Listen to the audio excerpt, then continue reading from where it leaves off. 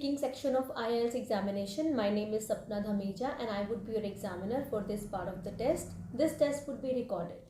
What is your full name? My name is Arzu.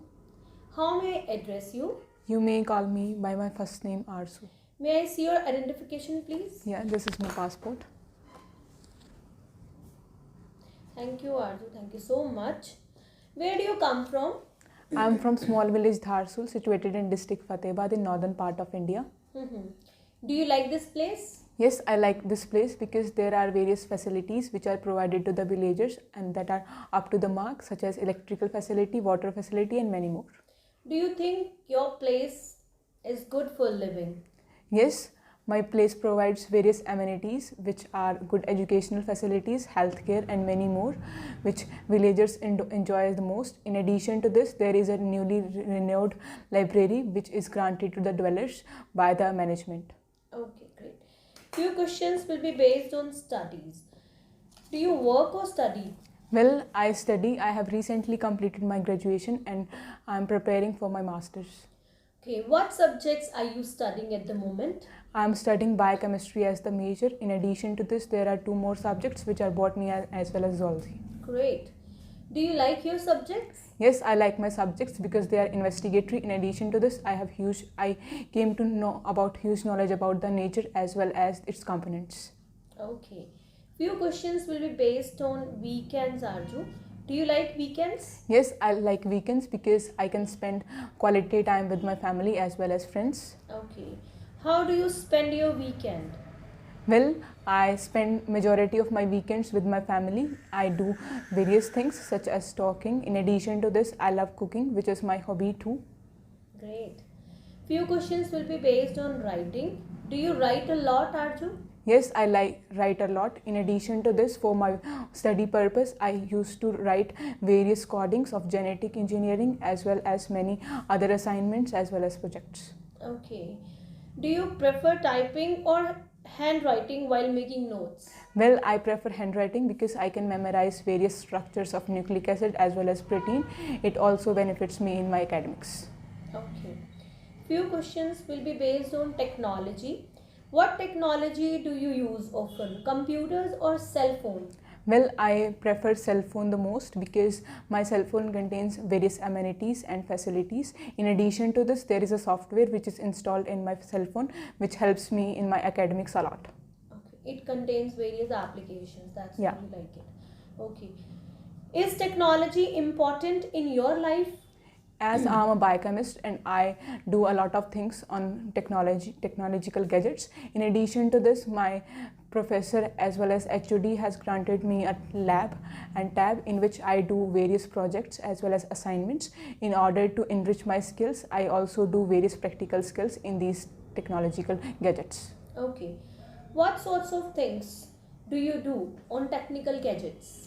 I do various things such as qualitative as well as quantitative. In addition to this, I also write a lot and type to explore my skills. Okay. This is end of the part 1. Now it is time to ask a cue card. So this is your cue card and I am giving you 1 minute to prepare your answer. You will have to speak at least 2 minutes and if you want to make notes, you can.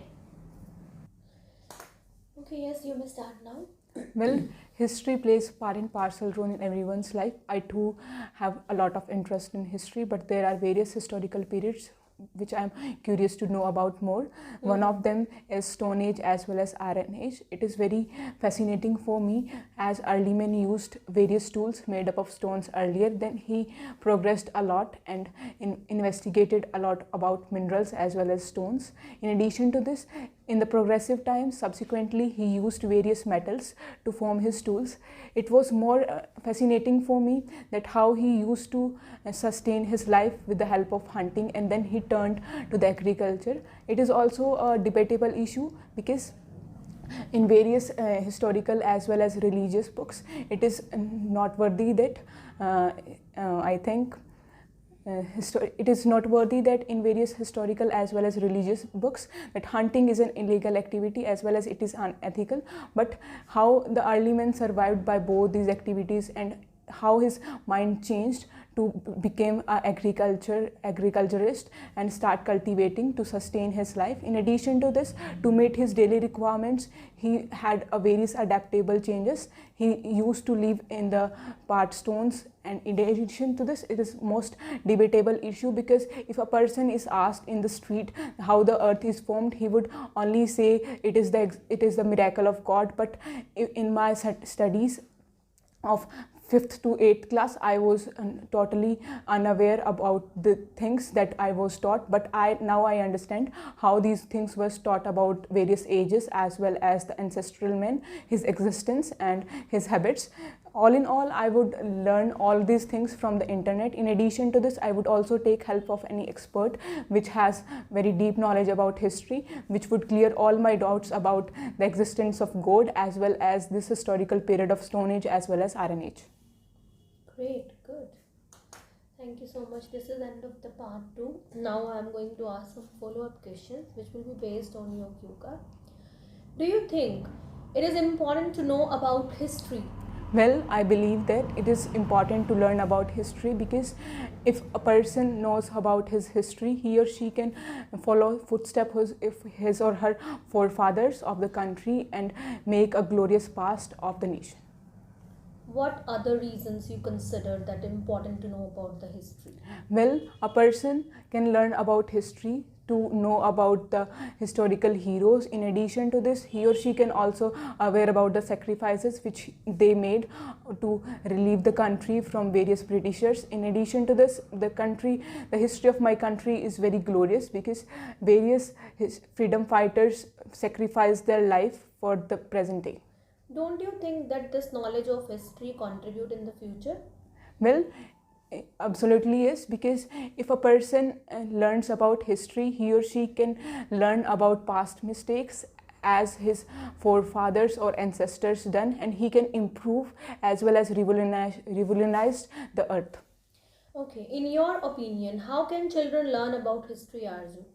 Well, in my opinion, children can take help of various YouTube videos which are available on the internet. In addition to this, they can also take help or assist from their teachers as well, because a mentor is a person who knows about each and every aspect of the field, because he has done excellency as well as besides these ways, what some other ways, some other useful and good ways children can learn? Well, a child can visit to the museums. In addition to this, there are various art galleries in which he or she can explore about the history, because a historical museum which is present in my hometown, I do visit there numerous times, and I came to know about various ages, especially Indus Valley.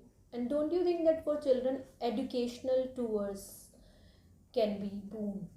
Well, it is well said that if a person learns visually and audially, he can know and memorize more about the things. So if the schools would recognize and organize various tours of historical places, such as... Do you think it is difficult to protect and preserve historic buildings? Well, due to the increasing population, historical buildings are vulnerable to damage. So it is very daunting task for management to protect them. In addition to protect them, there are various laws which are enacted by the government to preserve them, such as use of e-vehicles and many more. So you consider that it is really difficult? Yeah. Okay. Are there any historic buildings in your hometown? Yes, as I have earlier mentioned, that there is a historical building which is known as Public Building in my hometown, and it is newly renovated. Its first floor is renovated into a library, which also serves as an historical museum too. Okay. How do you think the museums of the future might portray the 21st century? Well, the art galleries would portray the 21st century as fast and furious period, because the changes are at a very rapid rate. In addition to this, there is advancement of technology as well as health. So the demonstration would be based on 3D as well as animations. So you really consider it? Yeah. Okay. Thank you so much. This is end of the test. Thank you. Hey everyone, now it is time to give the feedback for Arju's interview today. She had an ultimate interview, I would say, personally. It was really wonderful interview. In the part 1, she had used plenty of connectors in order to, as well as, however, moreover, she was confident enough in part 1. You know, when you are appearing for the part 1, you need to use accurate grammar. Above all, your confidence level must be up to mark, and she had.